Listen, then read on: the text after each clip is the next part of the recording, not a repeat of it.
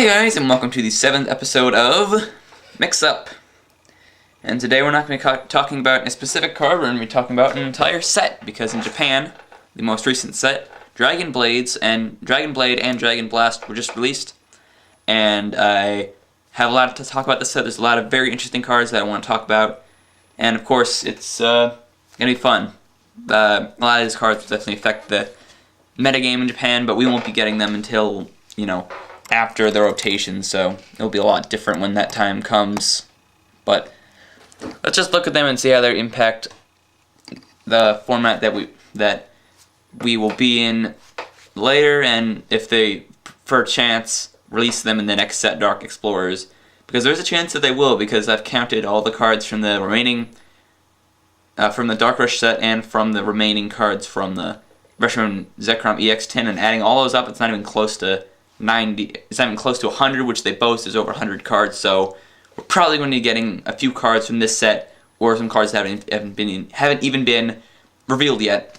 So yes, the main gimmick with this set, Dragon Blade and Blast, is that it is introducing, technically Dragon Selection did this, but Dragon Blade and Blast introduce Dragon types, which basically they'd use random types of energy still, but they are weak to Dragon and they have their own type. And yeah, they're not too interesting, none of them are too exciting. There are a couple we're going to be talking about, and a couple I'm not going to be mentioning just because there's so many Pokemon that I want to mention, and I don't have time to mention them all, but these are just the ones that I think I want to talk about, and I want to get my own mix-up opinion on them as well. Because some of them I didn't include would just be like, this would be good in Dragon decks or something, but I don't know. Some of those I included anyway just because I think they'd be good to talk about. Alright, so let's get this set up. Again, sorry for the low quality, but I work with what I can. And if you want to check out the remaining cards that I didn't look at, go to pokebeach.com. And by the way, before I start, it is, if you can tell by the watch, it is frickin' May 15th, March 15th, and I'm in short sleeves and short, it's really warm. I don't know why it is. It's just like, I can say I live in a pretty even temperature area, and I am very, very warm in March, and it's not even spring yet when I'm recording this, but it should go up front. So the first cards I want to talk about are Shedinja and Ninjask. By the way, I got these scans from Pokebits.com. I hope that it's okay if they ever if anyone from the place sees this video, they don't, ban me or something. I don't think they're the kind of cynical people that say, oh, they used our scans, let's just ban them and make them do all this stupid stuff. I respect you if you would like me to remove this video or whatever, but, for now I'll just keep doing this and I'll remove the videos. But anyway, Ninjask and Shedinja, both of them have 60 HP, and both of them are pretty interesting. The one interesting, Ninjask's ability is very interesting, which is when you evolve it, you can bring a Shedinja from your hand or your discard and play it as a basic Pokemon, which is a very good ability. And Shedinja is even more interesting because of its power, which says when it's knocked out, your opponent doesn't take a prize card, which is very, very good because its attack isn't that bad. It says for one Psychic, it says put 3 damage counters on your opponent's Pokemon in any way you like. So it can automatically kill baby Pokemon or things like Solosis and things like that. So, and for a card that doesn't take a prize card, I think it's pretty solid. And Ninjask attacks is pretty basic. It says switch Ninjask with one of your bench Pokemon. It's decent, but its ability is definitely worth bringing back Shedinja because you can just keep bringing it up over and over again and keep doing that. In fact, this could work well in Chandelure decks because then you put Chandelure up and then you switch it up for Shedinja. But again, this probably won't be out until after that, and Chandelure won't have Dodrio, so it'll suck. So next on our list is Milotic. Oh, by the way, those Shedinja were from Dragon Blade. Yeah, Blade. And next is Milotic from Dragon Blade again. Has 110 HP, 1 retreat cost, and a pretty sucky lightning weakness. And its first attack is pretty interesting. It says search your deck for 3 of any cards and put them in your hand. That's at least what the translation on PokeBeach says. That just seems pretty ridiculous to me. So this could be very good for getting up, for searching. It's just really good, and I forget what its attack does. I don't think it's very good. But again, if you go to PokeBeach.com if you want to look it up. Next is Walrein. This one's kind of interesting. He has a First attack, a nice 140 HP, decent steel weakness, and 4 retreat cost. But his second attack is very interesting. For 2 water and 2 colorless, it does 60 damage and says, Pen Pokemon is paralyzed. Automatic. It does not require a flip or any kind of, well, it does require a drawback, but it's just automatic paralyzed, which is very good because it allows the opponent's Pokemon to do nothing. It's even better than Cobalion, and it's even better than Vanillux because of that, but its side effect is really sucky, so it can't use this attack. I don't remember its name. It can't use this attack next turn, but there's a way to get around this. You can use Vanillux from next deck and you switch it with another Wall Ring. Then you might say, oh, well, then you just don't have to build up another 4 energy. That's going to take forever. There's a way you can actually get around that. If you don't use double colorless energy, you can actually use Blastoise from Unleashed, if that's still out when this comes out, to move that energy to your active Pokemon, which is power. It says you can move a water energy from your bench to your active as much as you want each turn. So you can automatic paralyze over and over again. It's definitely not as good as Triple V, but it's definitely a deck you might want to try out if you live in Japan or have access to these cards. Next one is Gothitelle, and by the way, this artwork is absolutely hilarious. Look at it. It's like in a freaking musical or something. I always chuckle at this picture whenever I see it. Like, if I ever pull this, I'll probably be laughing for the whole video.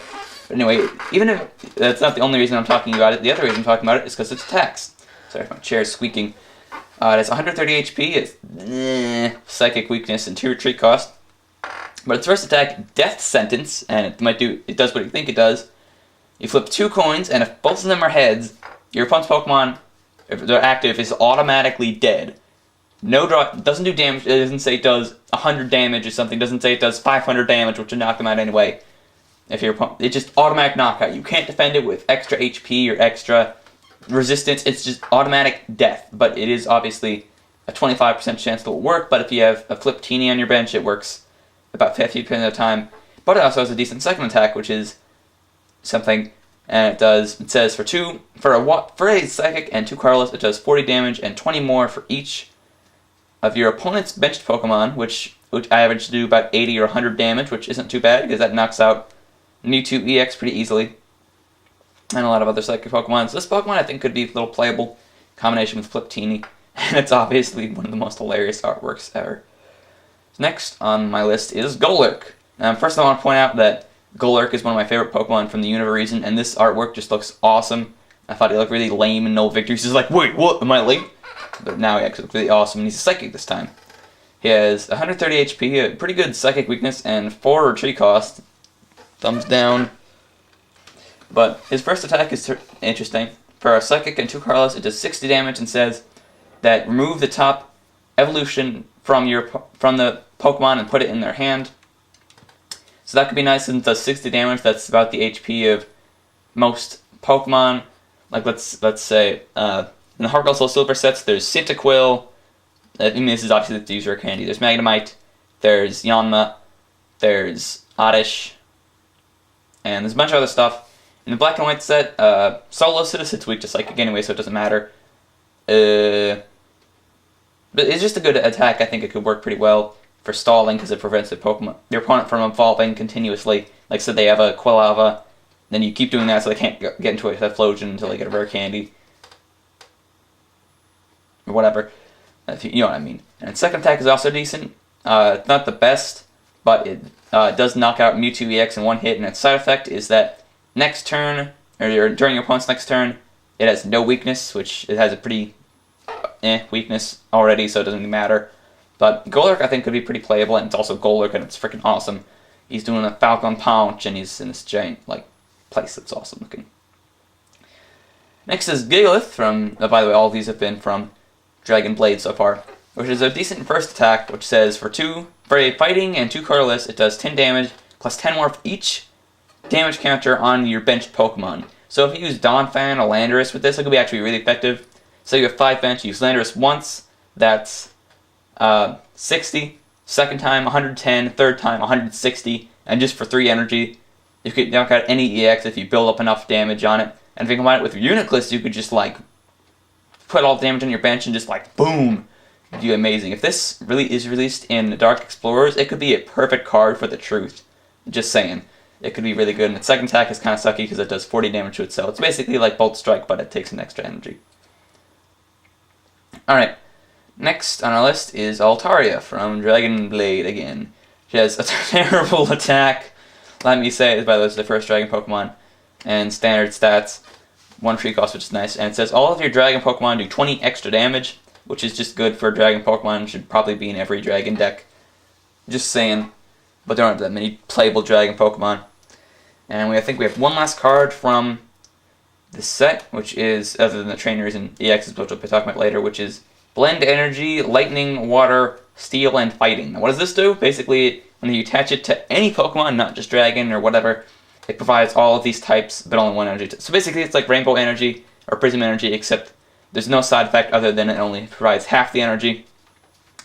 But in Dragon Blast, there's actually one for the other 4 types, but we'll get into that when we get to the Dragon Blast cards. Yeah, that's all the cards from Dragon Blade, other than trainers and EXs. So next we get on to the Dragon Blast cards. First you have Beautifly, 120 HP, fighting weakness, no, fire weakness.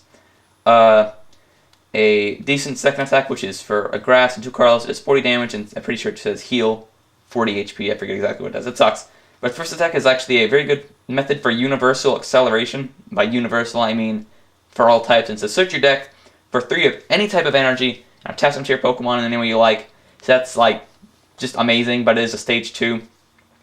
So this could make fighting Pokemon and steel Pokemon and other things that don't like using Electrode a little more playable. But since it's a stage 2 and hard to get out, I don't think it's going to be the most playable, but I definitely card to look out if your deck is lacking acceleration. Alright, next is Ninetales from Dragon Blast. This actually came in every booster box with different artwork, but it has a really good power, which says, it's called Bright Look. Sound familiar? Here it gets even more familiar. When you evolve it, into Ninetales, you can switch your opponent's Pokemon with one of their bench. So it's basically like a free catcher when you evolve. And that's actually the exact same power as Luxio GLOX from Rising Rivals, which was ridiculously playable at the time. And its attack isn't, I wouldn't say, as good as Luxio, but it's still decent. Because for 1 fire, it does 20 damage and 50 more for each special condition on your opponent's Pokemon. So if you combine this with Moongus, that's like 120 damage, or Houndoom Prime, that's 170. So enough to take out Mewtwo EX in 1 hit, and he only has 1 energy.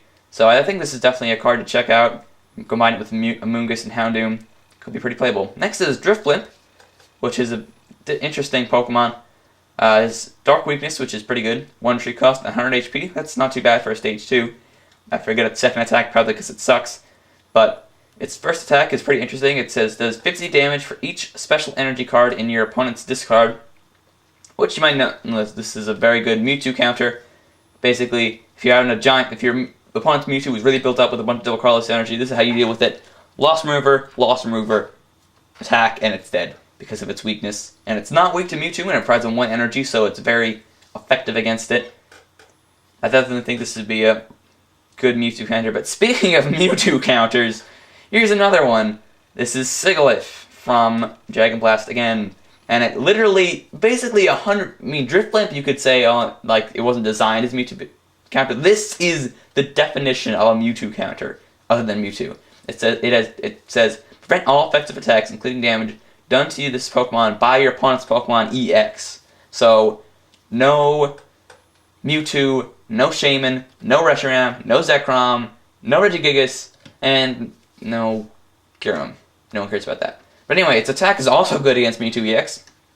It says it does 50 damage plus 10 more for each for each energy attached to your defending Pokemon. So if you have a Mewtwo with 4 energy on it, just boom, that's a 1-hit kill if it doesn't have Eviolite or other defenses on it. So this is the perfect Mewtwo counter, except the only problem is it runs on an odd energy, which isn't used in many decks. So, but with the blend energy out, it could be a little playable if it matches with your type. Alright, next is Aggron. First of all, I like its artwork. It's like, yeah, check this out. But anyway, enough of my weirdness. Let's go to its stats. 140 HP, decent. Fire Weakness, thumbs down. Psychic Weakness, thumbs up. And 4 tree cost, double thumbs down. But its power is actually pretty interesting. It would have been playable, but it came out a little too late. It says, when you evolve this Pokemon, when you play Aggron to evolve one of your Pokemon, you can discard the top 3 cards of your opponent's deck, which is obviously a good card for during it, but since Heatmor came out in Dark Rush, it's Heatmore ruined Durant, and it's basically unplayable in Japan, I assume. But again, worth trying out if you still like Durant, or if you have a Heatmore counter in your deck or something. Next on to the other blend energy, which is lightning, water, steel, and fighting. You know, whatever. Wait, didn't I just do this one? Or was that the other one? Oh shoot, I did the same one twice in a row. Well, the other one's from Dragon Blasphemous provides grass, fire, psychic, and dark. It's standard. Don't really have to explain it. Okay, next for the trainers, this one's from Dragon Blade. It's called Tool Scraper. It says pick 2 tools from either Pokemon for either side of the field and discard them. So it could be nice to discard Eviolites or Rocky Helmet if they're giving you trouble. And speaking of tools, here's another one. Large Cloak. It's a tool card that says you can once it's attached to a Pokemon, that Pokemon has 20 more HP. Which you might say it's not. You might say, well, Eviolite's a ton better than that, but this is obviously still good because it can be used on Pokemon that aren't basic. So I think that this would work pretty well in decks that don't use Eviolite, or that can't use Eviolite, or just a deck that uses a lot of them, so you can use it on either one, basic or evolution. But I think this card is definitely worth trying out. It's obviously worse than Eviolite in a lot of ways, but it's still good. I think it's worth testing out. Next is De-Evolution Spray from Base Set. Well, not technically. It's kind of like Hyper De-Evolution Sprays from some Neo set, I don't remember. But basically what it says is, choose one of your Pokemon that is evolved and remove the highest stage evolution and put it in your hand. Difference from this from the original is that the original discarded the evolutions and did it for all of them. And also for this, you can't evolve that turn. So this could be good for cards that evolve with, or that use the power to evolve, such as Ninetales. So this could be useful, but again, you can't evolve in the same turn. But if you have 2 basics out with the same, but one is able to evolve, you can still use it to effective as it is intended, or what it's good. Next is Rescue Scarf, which if you can tell by its ability, it's a tool card that says if the Pokemon's attached to is knocked out, you can put it back in your hand and discard all cards attached to it, blah blah blah. So basically this is like less rescue energy without having to deal with that stupid cardlessness. So the main use for rescue energy was to be used in trainer lock decks to get Pokemon back, because you obviously can't use trainers and such to get them back as easily. But the problem with that is that you can't use it in trainer lock decks because it, you know, it's a trainer. Trainers are technically, or tools are trainers as well. They're their items. So, yeah, this also could be used in Durant, but again, Durant is bleh. I think, yeah, this actually be, this, if it wasn't for Heatmore, Durant would be overpowered. That's probably why they released him in the last set. Honestly, I think Durant would be a little too good if it had this and Aggron. Well, Aggron's not the best card since it's stage 2 and takes a bunch of room, blah blah blah. But this, I think, would make Durant a little overpowered if Heatmore was still, if Heatmore was there. That's it for the trainers. Now to the EXs as well. I've been laying for. First is Ho-Oh. That's pretty cool. You know, we're still waiting on Suicune and Thundurus, but Ho-Oh's good. You know, they'll probably just get them later. It has a nice power that says, actually a very nice power that says that you can only use it if it's in a discard, which doesn't make any sense. I think that might have been a mistranslation. But anyway, if you only use it in discard, and basically you can put it back onto your bench. I think it's bench, maybe it's not. And you put 3 basic energies of different types from it to your from the discard to this Pokemon, which is especially good because of its attack. Which is basically for 3 colors, it does 20 damage, and says it does 20 more for each different type of basic energy attached to it, so you can't use blend energy and just like beast it up and destroy everything because it's only basic, and blend energy does not count as basic energy.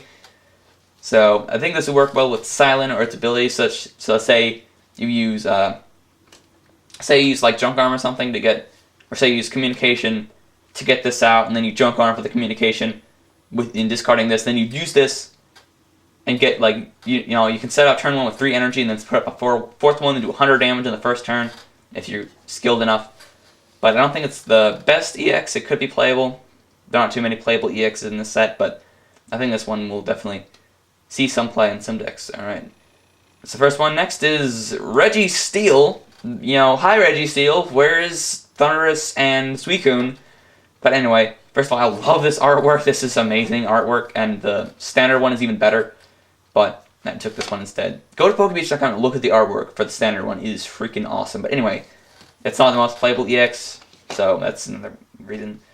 But anyway, its attack, 3 colorless, it says does 30 damage to 3 of your opponent's Pokemon, which can be used to kill baby Pokemon and other basics. Or it could be, say, it could be useful because you use Triple Laser on 3 evolved Pokemon, and then use Skull Lurk to de-evolve those Pokemon, and then that's 90 damage. So that would probably kill any basic or previous form except for like Pignites or something. But second attack is pretty bad. Anyway, for 2 steel and 2 colorless, it does 80 damage, and it says it has 20 defense next turn, which is not very good at all. But you can if you do have Eviolite on it, it has a nice 40 defense, which is pretty beastly, making it basically unkillable by anything except fire Pokemon. So next is Rayquaza EX, which has another amazing artwork, which has 170 HP, which is decent. Dragon Weakness, of course, and 1 retreat cost, which is good. And what does its first attack do? Dang it, I forgot. Whatever. It does something. You can look it up. Basically, its second attack for, I believe it says, I think this says search your deck for an energy and attach it to this Pokemon. But anyway, second attacks for 1 fire and 1 lightning. It does 60x and says you can either discard all fires or all lightnings attached to it. And it does 60 for each energy of those you discarded, which is amazing because our 2 most popular accelerations right now are fire and electric. Because there's electric and there's Typhlosion and Emboar as well. So, and also Patricio, I guess. And since it does one retreat cost, you can use Sky or Bridge and do some crazy maneuvering to get a bunch of fires and lightnings on it. So I think this card is definitely the most playable EX out of both the sets. So definitely check this one out if you have the chance, because it's definitely a very good card. Next on our list is, now we're getting on to the Dragon Blast, is Mew EX. Still waiting on Thundurus and Suicune. It has a really interesting ability that says you can move, or that it can use all the attacks of all your Pokemon in play as long as you have the energy. No other stats. 120 HP, Sucky, Psychic Weakness, and Marmorshield also is just nice. And its attack is for 1 Psychic. It says you can move the energies around on your Pokemon as much as you want. But next, this could be a good card. I don't see many decks it could very fit into well, but with the blend energy out, this could just be a really amazing card. So, just in like a variety deck or something, or tech it into your Mew Prime deck. Just, it's good, but there's nothing I think it really improves. Next is Terrakion, starting another chain of Pokemon that you haven't finished yet. And anyway, it has 180 HP, a Grass Weakness, and 3 retreat cost, which is much better than the retreat cost of the others, which is 4. And second attack does 2 fighting, and the Carlos does 90 damage and says you can search your deck for 2. No, you can attach 2 energy from your hand and attach them to your Pokemon. Another universal acceleration, and since it's fighting, it works well in fighting decks. So if you're using a fighting deck, like with Groudon EX or Donphan, this would be good as a starter. Kind of like Thundurus, but it has to be from your hand, so it's hard to get the energy. And the final one for the day is Giratina EX. Yeah, this is a nice artwork. Anyway, 180 HP, Dragon type, or Dragon Weakness, and 3 retreat cost. This one I think is probably the least playable out of all the EXs, which is saying kind of a lot since Registeel isn't very playable, and Ho-Oh isn't that great either. But a lot of them aren't too great. A lot of them are pretty average, but anyway, its attack for a Grass, a Psychic, and a Carlos does 90 damage. It says it isn't affected by the effects of any attacks, which is pretty good, and it can knock out Eels just like that. So, well, unless they have Cloak on it, the large Cloak on it, which they should because it's a good idea. I copyrighted that idea. Anyway, its second attack says for a Grass, a Psychic, and 2 Carlos, it does 130 damage, which is the magic number. Not really anymore. And it says discard the top 3 cards of your deck, which isn't the best attacks, especially since, since Durant's gone, it's not such a terrible effect anymore, but I still don't think it's a very great EX, definitely the worst of the set, of both sets. So yeah, thanks for watching. I'm going to look up those attacks, because I forgot them both. This is Poke Beach. Check it out. I'm sorry if I stole your rights or anything. Okay. No. Rehearsals is completely different. It's discard the top 3 cards from your deck, and for any energy there, attach them to this Pokemon. That's a lot better than I thought it was. And what was the other one? The other one was Terrakion. Very odd artwork for the standard. Okay, it says this attack isn't affected by resistance. There. I did it. So yeah, that's Dragon Blade and Burst, or Dragon Blade and Blast. Hope you enjoyed this video. Stay tuned for more mix-up. Sorry if Poke Beach is offended by me using their stings, but I don't think they'll mind too much. Again, I don't think they're very cynical people. They won't go crazy over me doing that. They'll just say, that's probably, if at most they'll ask nicely, could you take the video down? We don't like you, don't like you using your things. Look at all these photos. Alright, and see you guys next time for more mix-up. Next time we'll be talking about states, because that's coming up. And yes, this is my desktop.